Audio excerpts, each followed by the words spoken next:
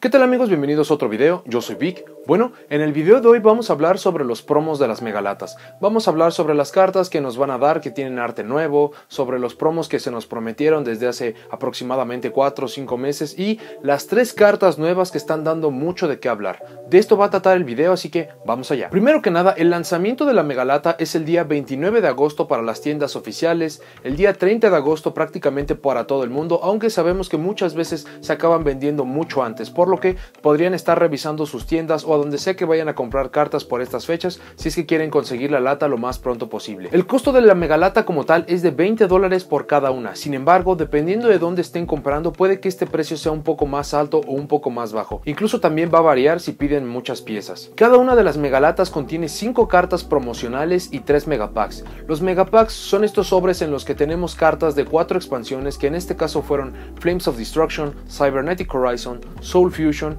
y en este caso tendría que haber sido Savage Strike, pero para este año se eligió poner en su lugar el Dark Saviors. Cada uno de estos megapacks contiene 16 cartas que se rompen en 12 cartas comunes, una rara, una super, una ultra y una Prismatic Secret Rare, que es la novedad para este año. La buena noticia es que Konami sí considera Prismatic Secret Rare igual que el Secret Rare, por lo que yo les había comentado que por ejemplo Nightmare Unicorn, que era una carta Secret y que tiene todavía un precio bastante alto, si el Prismatic Secret Rare se consideraba una rareza diferente, entonces simplemente podrían reimprimirlo en el Prismatic. Sin embargo, ya tenemos confirmación de que Nightmare Unicorn y muchas cartas que vinieron Secret en sus expansiones originales llegan como unas ultras e incluso llegan en rareza más baja. Sin embargo, todas las cartas de la megalata los voy a cubrir cuando tengamos el spoiler completo. Esto para que les pueda yo dar mucha más información sobre las cartas que vienen, qué hacer con ellas, cómo invertir en ellas y sobre todo para decirles las cartas importantes que faltaron de la megalata. Sobre las cartas promocionales que trae cada lata, son 5 en rareza Prismatic Secret Rare y son de las siguientes. Son 2 de 6 posibles cartas con arte original del creador del juego, que es Kazuki Takahashi,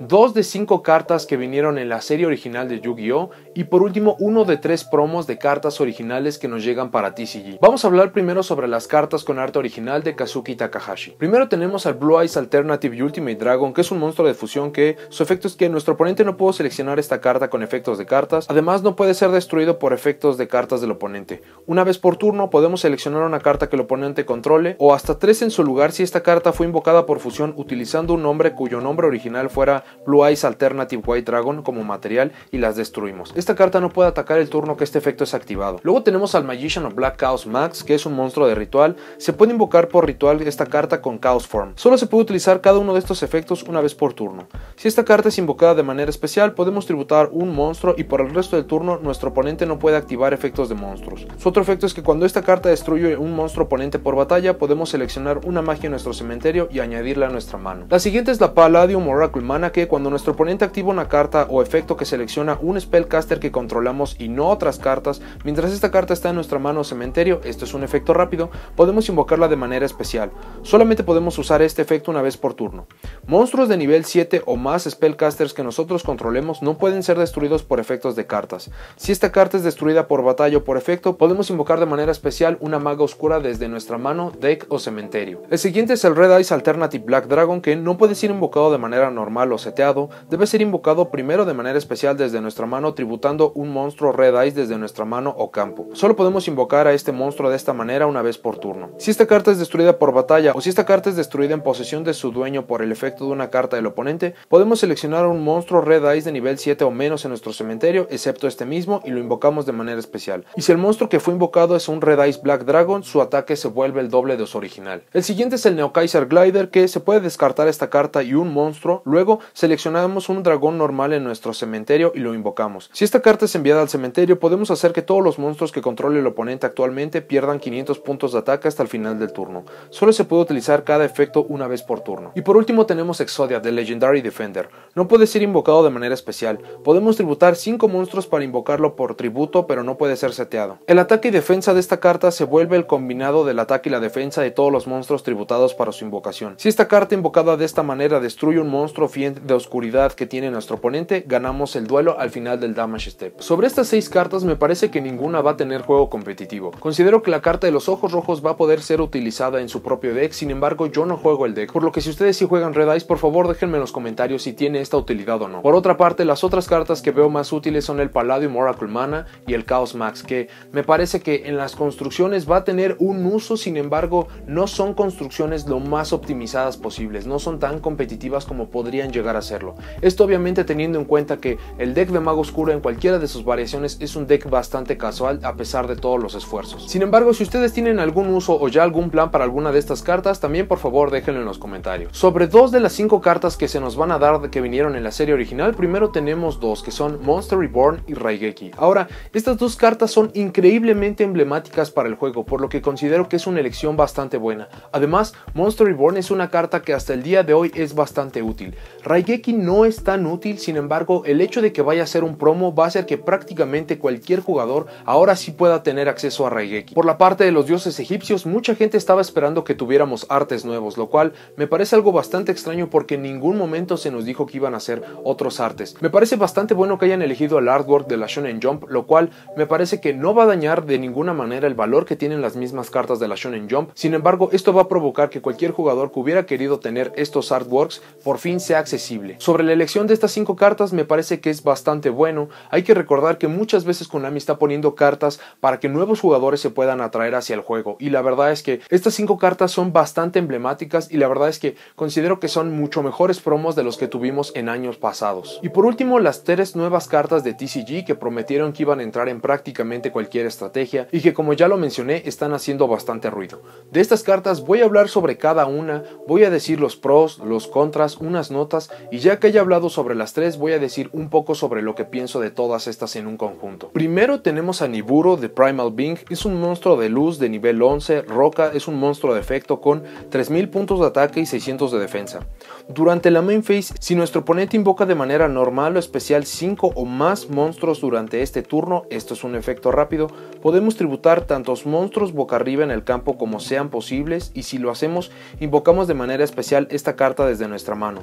Luego, invocamos de manera especial un Primal Being Token, que es un monstruo de roca, de luz, de nivel 11, no sabemos su ataque y defensa, al campo de nuestro oponente. El ataque y la defensa del token se vuelve el combinado del ataque y la defensa de todos los monstruos tributados. Solamente se puede utilizar este efecto una vez por turno. Primero vamos con los pros de esta carta. Ahora, esta es una especie de Kaiju o Lava Golem o Sphere Mode, solamente que en esteroides, sumado a la ventaja de que no tributa 1, 2 o 3 monstruos, tributa completamente el campo. Esta carta va a castigar de una manera impresionante los decks que extienden, todos esos decks que ponían esos campos invencibles, que tenían negación de monstruos 2 veces, magias, trampas. Es increíble lo que esta carta puede hacer por un deck. Si nuestro oponente está utilizando prácticamente todos sus recursos, cosa que es muy común hoy en día, entonces simplemente podemos bajar esta carta, romper el campo. Si bien va a tener un monstruo gigantesco, la verdad es que es mucho más fácil lidiar con un monstruo con un alto ataque y que realmente no tiene nada más que hacer, no tiene ningún efecto, no tiene negación, a diferencia de tener que pelear contra 4, 5, 6 o incluso 7 negaciones. Para los contras que tengo de esta carta, este efecto activa, es decir, tenemos que declarar su activación, por lo que si nuestro oponente ya tiene una forma de negar efectos de monstruo, entonces esta no nos va a servir de nada. Es aquí donde, por ejemplo, cartas como Kaiju, Lava Golem o Sphere Mode son mucho más potentes, porque simplemente las invocamos, esto no inicia una cadena. Otro problema que tiene esta carta es que, ya que activa, el oponente todavía puede activar ciertos monstruos de efecto antes de que sus monstruos se vayan. Por ejemplo, nuestro oponente todavía puede activar Abyss Dweller en respuesta a la activación de este efecto, y si bien va a perder su campo, si bien ya no va a tener el Abyss Dweller, el hecho es que todavía vamos a estar bajo el mismo efecto del Abyss Dweller, lo que podría mermar bastante nuestra estrategia. Por lo que en este aspecto, las cartas que ya mencioné, Kaiju, Sphere Mode, Lava Golem, son muy superiores que esta. Otro problema es que hay que encargarse del token. Ahora, esto parece un chiste, yo lo sé, porque simplemente hay que matar un monstruo gigantesco que esté enfrente. Sin embargo, si a pesar de que le pueden romper el campo al oponente, le dejan un monstruo gigantesco y ustedes no tienen una forma viable de poderlo quitar, entonces ese monstruo fácilmente va a poder matarlos. La carta dice que tributa todos los monstruos boca arriba como sean posibles en el campo. Eso significa que también va a tributar los nuestros. Esta carta es completamente inútil si la tomamos como nuestra sexta carta. Si bien es cierto que todavía podríamos jugar en nuestro turno, mermar el campo del oponente, obligarlo a que en su turno haga 5 invocaciones y luego bajar esta carta, sigue siendo el mismo problema que ya mencioné. Le estamos dando un monstruo gigantesco y si no tenemos forma de poder detenerlo, de destruirlo o lo que ustedes prefieran, la verdad es que simplemente nos va a poder matar con ese mismo. Es algo poco probable, pero si la utilizamos antes de tiempo, el oponente todavía podría dejar un campo considerable. Otras notas adicionales que tengo para esta carta es que pienso que el uso del Sign-Frame Lord Lambda se va a incrementar a raíz de esta. Es decir, muchas de las estrategias ponen dos monstruos en el campo para poder invocar un monstruo de Link 2, abrir zonas y empezar a jugar. Entonces, si nuestro oponente nos activa esta carta, fácilmente nosotros podríamos solo activar el Sign-Frame Gear Gamma, con esto destruir su monstruo y todavía nosotros vamos a sacar la ventaja. Obviamente para esto necesitamos tener a Lambda en nuestro extra deck y nuestro Gamma en la mano. Sin embargo, me parece que los jugadores de buenas a primeras van a estar muy preparados para estas interacciones. Los decks de péndulo no tienen mucho que temer para este monstruo. Esto es porque tienen el Jackal King. Ahora, hay muchas formas de invocar a Jackal King. De hecho son 9, que son 3 Master Cerberus, 3 Servant of Endymion y 3 cartas del Rota de Endymion, que por ahora se me está escapando el nombre. Sin embargo, estas son 9 cartas que el Endymion puede usar para poder traer al Jackal King como uno de sus primeros 2 monstruos. Después de eso simplemente tiene que activar una magia y está protegido por efectos de monstruo, por lo que los decks de péndulo no van a ser tan afectados por esta carta. Esta carta va a obligar a que los jugadores pongan una negación de monstruo a más tardar en su quinta invocación o arriesgarse a perder el campo. Esto es un miedo de buenas a primeras, pero pienso que debido a la gran potencia que tiene este deck y que los decks de combo son muy populares, quizás se encuentre una forma, un motor de hacer al Entity Azathoth lo más rápido posible y después de que toque el campo, esta carta ya va a ser completamente inútil. Va a tomar práctica, pero hay que aprender en qué momento usar esta carta. Podría suceder, como ya mencioné, que nuestro oponente después de que le utilicemos esta carta todavía pueda dejar un campo considerable. Menciono que hay que aprender en qué momento dejarlo porque, por ejemplo, si nosotros tenemos esta carta y el oponente está armando su campo invencible, el oponente nos tendría que estar preguntando si tiene alguna acción y nosotros ya sabemos cómo luce el campo final. Lo que podría suceder sería que el oponente se quede a 1 o 2 pasos de acabar su combo, pero como nosotros no respondimos, si bien no va a tener su campo invencible, el campo de las fotos, el campo soñado, el hecho es que todavía va a tener 3 o 4 interrupciones, quizás no tantas, quizás un poco más, pero nosotros no activamos el efecto porque queríamos tener el mayor valor de esta carta, por lo que va a depender bastante del deck, del formato y de la práctica para saber en qué momento es el correcto para bajar este monstruo. Algo que también va a provocar esta carta van a ser los juegos mentales. Va a haber jugadores muy malos que vayan a estar contando las invocaciones, sea con la mano, sea con la boca, como ustedes lo quieran ver. De buenas a primeras uno creería que si están contando las invocaciones es porque este monstruo lo tienen en la mano. Precisamente por esto digo que van a ser juegos mentales, porque con esto podemos hacerle creer a nuestro oponente que tenemos esta carta para poder romper su campo. Esto lo va a obligar a no extender, simplemente dejar un campo a medias o no dejar un campo prácticamente, porque 5 invocaciones la verdad es que es muy poco y simplemente nosotros podríamos atacar por el juego. Por lo que todas estas interacciones de hacerle creer al oponente o no, de que caiga o no caiga, me parece que van a ser algo bastante entretenido para el juego. El siguiente monstruo es el Dimension Shifter, que es un monstruo de oscuridad de nivel 6, es un monstruo Spellcaster de efecto. Su efecto es que si no tenemos cartas en nuestro cementerio, esto es un efecto rápido, podemos enviar esta carta de nuestra mano al cementerio y hasta el final del siguiente turno, cualquier carta que es enviada al cementerio se remueve en su lugar. Muy bien, para los pros que tiene esta carta es que muchos decks necesitan el cementerio para poder armar sus jugadas. Tenemos el Orcust, tenemos el Salamangreat, en menor medida también tenemos a las Sky Striker. Esto es obviamente ejemplos muy recientes, pero por ejemplo, para el siguiente formato vamos a tener las Marinces, vamos a tener las Dragon Maid. Son decks que si no tenemos el deck prácticamente no podemos jugar. Para los contras que tengo de esta carta es que debe ser la primera que lanzamos al cementerio. Es decir, si abrimos con varias hand traps y con esta carta, esta tiene que ser forzosamente la primera carta, porque ya que haya una carta en nuestro cementerio, esta carta se desactiva completamente.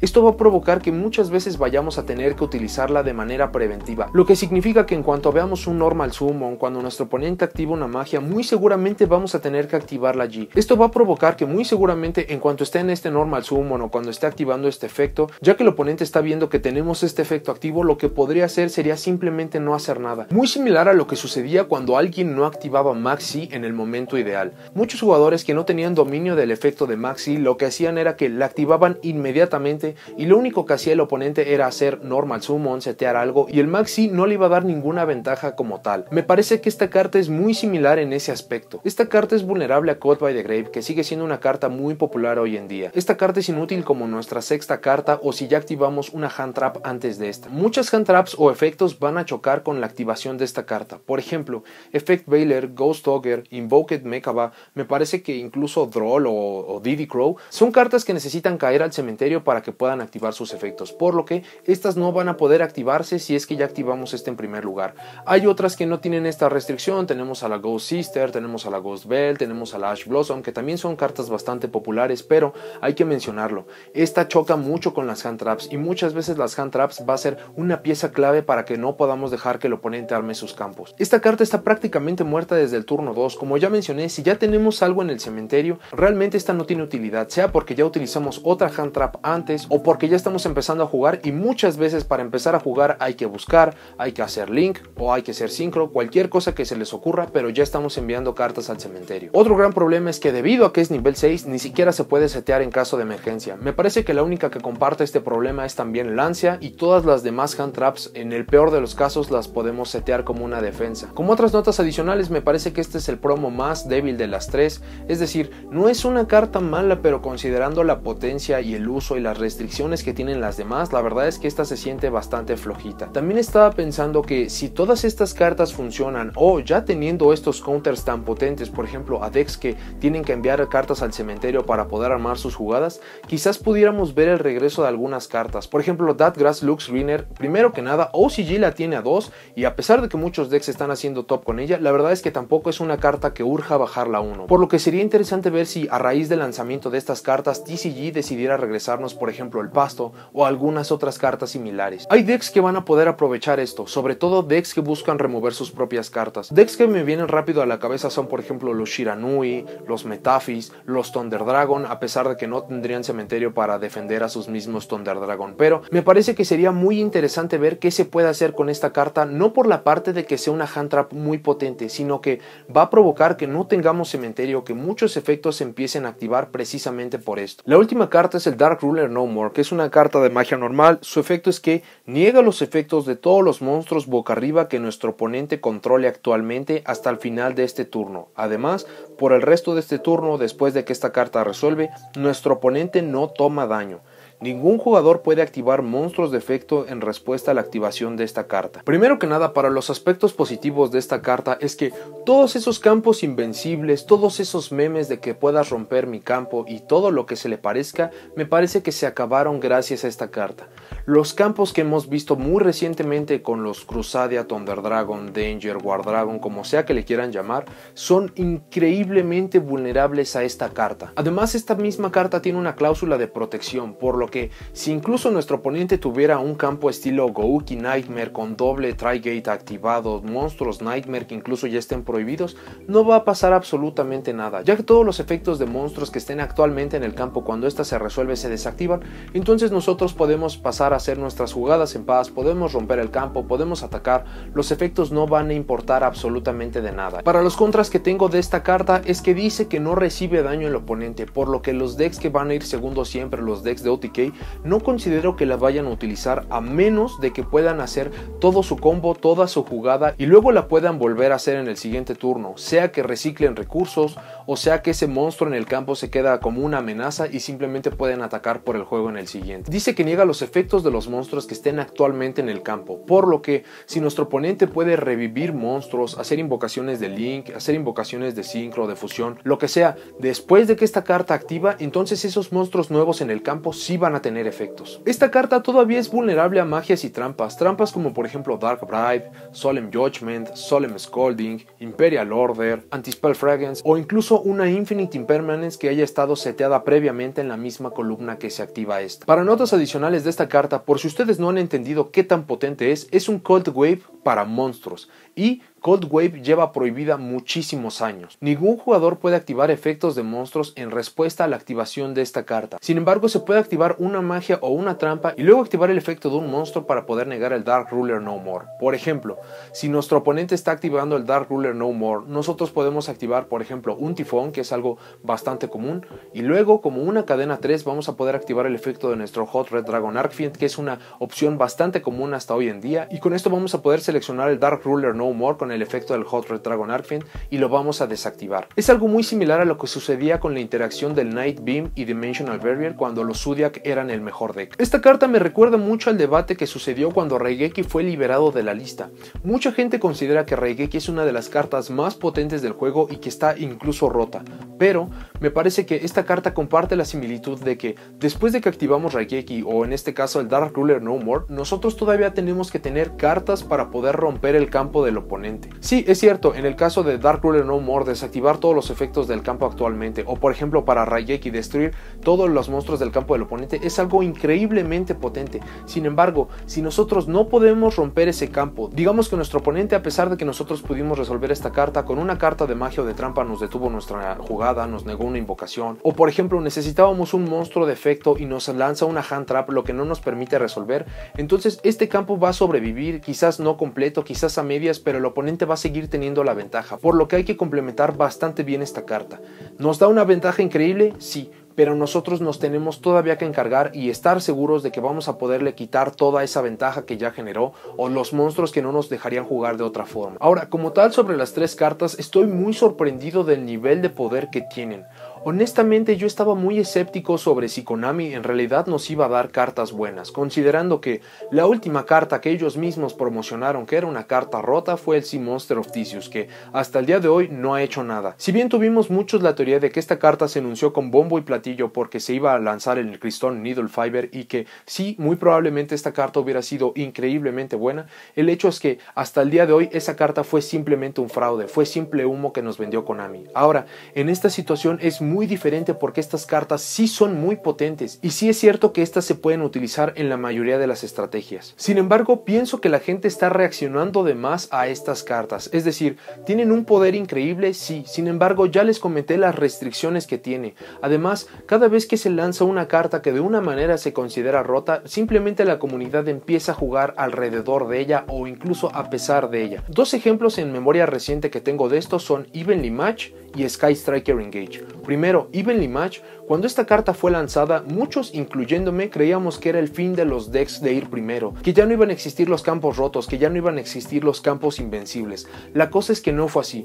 Los jugadores empezaron a aprender a no entrar a la fase de batalla si no tenían los 8000 puntos de vida del oponente, empezaron a dejar que el oponente tuviera al menos una carta en el campo para que Evenly Match no se pudiera activar técnicamente gratis y muchas cosas más. Hasta el día de hoy, Evenly Match es una carta increíblemente potente, nos puede mermar una ventaja de 12-13 cartas con una sola activación. Sin embargo, ya que tenemos conocimiento de esta, simplemente hay que aprender a jugar a pesar de, sabemos que no debemos hacer ciertas cosas o que debemos hacer ciertas cosas antes precisamente para prevenirnos de este efecto. El siguiente ejemplo que les mencioné era Sky Striker Engage. Esta carta se llegó a comparar con Pot of Greed. El hecho es que Pot of Greed nos podía agregar dos cartas. Sky Striker Engage nos podía buscar una carta, que esto es incluso mejor porque no dependemos del azar de que la tengamos que sacar del tope del deck, y luego nos va a tomar una carta extra. Esta carta en su lanzamiento se consideraba que estaba rota, que no iban a tardar mucho tiempo en que esta carta fuera golpeada, y debo decir que sí, debido a otros golpes, esta carta la verdad ya no se siente tan potente,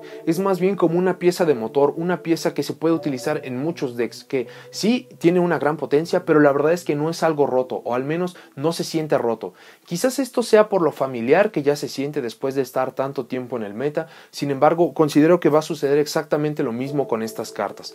Los primeros días los jugadores van a ser muy castigados por estos efectos, pero luego simplemente se van a encontrar formas o vamos a aprender a jugar alrededor de esto. Esto lo hemos tenido en muchísimas etapas del juego y simplemente hemos aprendido a jugar de maneras diferentes. Por ejemplo, hubo un tiempo en el juego en el que no podíamos dejar todos los monstruos en modo de ataque porque Mirror Force era una carta increíblemente potente. Hubo un momento en el juego que tuvimos que aprender a no atacar con el monstruo de ataque más alto primero porque Gorse existía, y solamente estos son dos ejemplos. La verdad es que han existido muchos momentos en el juego que se lanzan cartas que se consideran rotas con mucho poder para su tiempo y simplemente aparecen cartas nuevas que son más potentes o simplemente se aprende a jugar alrededor de esto. Considero que esto es exactamente lo que va a pasar con estas tres cartas. Lo que me preocuparía sería que Konami lanzara un deck que pudiera utilizar, por ejemplo, estas tres cartas sin ningún problema. Debido a las temáticas que tienen los decks, pienso que todavía falta un deck que no use cementerio, es decir, que todas sus cartas regresen a la mano,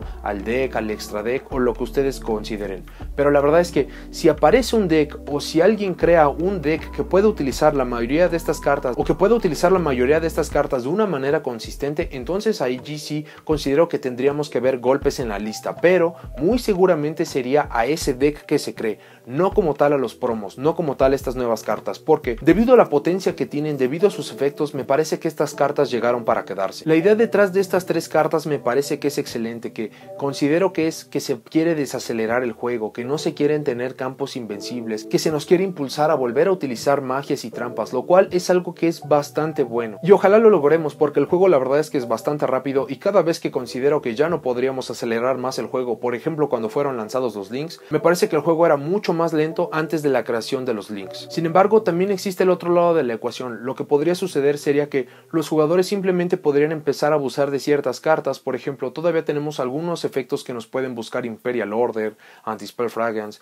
los mismos Solemns, o por ejemplo, como ya les mencioné, que encontraran un motor, una forma de poder poner a Azathoth antes de poder hacer cualquier acción, y entonces simplemente vamos a estar en un formato mucho más agresivo, mucho más opresivo. La otra cuestión que podría suceder sería que, ya que estas cartas son tan potentes, en el futuro se crearan otras cartas que pudieran contrarrestar estas mismas, y la verdad es que estas cartas ya tienen un salto de poder bastante considerable, por lo que tener counters a estas mismas cartas me parece que ya serían cartas muchísimo más potentes, cartas que quizás tendríamos que ver hasta dentro de 2 o 3 años. Pero bueno, eso es todo lo que tengo para este video. Déjenme en los comentarios qué piensan de estos tres promos, cuáles son sus pros, cuáles son sus contras, qué otras notas consideran que olvidé mencionar, qué otras utilidades ya le han encontrado. Estoy muy interesado en leer la opinión de todos los jugadores sobre estos tres nuevos promos.